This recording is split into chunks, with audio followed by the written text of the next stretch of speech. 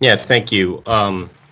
Question for Ms. Nellis. I mean, to piggyback a little bit what Delegate Conyer pointed out, we're not saying that these cases that involve mandatory minimums aren't already illegal. Obviously, they are. The question is when judges get them wrong, and I'm thinking of particularly the Brock rape.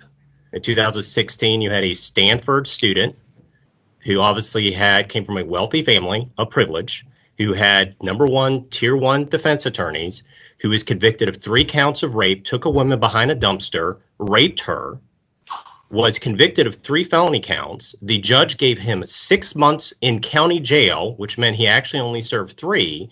And the judge said that to give him a longer sentence would have, quote, a severe impact on the perpetrator's life, not taking into account at all the victim. And so isn't mandatory minimums about protecting and getting it right when too often, as we've seen, judges can get it completely wrong, not taking into account the trauma that poor woman endured and the fact that this man got out in about 90 days to live the rest of his life. So I'd like to know what you think of that. I mean, I followed the Brock case closely. It was California, not Virginia. And I was pretty surprised, I guess. Of course, that case got a lot of notoriety because it was considered sort of a white privilege treatment of the crime.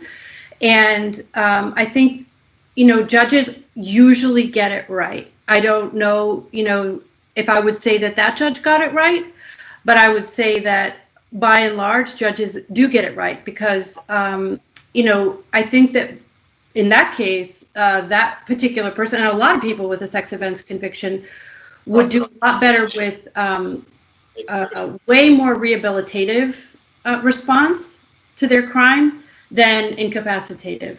And I think there has to be both. We can't have serial rapists running around, but we also have to treat them. And most people convicted of a serious sexual assault and crime are not a serial rapist. They themselves were victims first. And there's lots of ways that we can address the conduct that they had, including punishment, but not exclusively punishment and not exclusively removing them from society. I mean, we just probably have a different view on that. But that isn't to say that mandatory minimums are the way to go. I think in the case of Brock, that was a very light sentence. I would be surprised to see a sentence like that here in Virginia, even in the absence of a mandatory.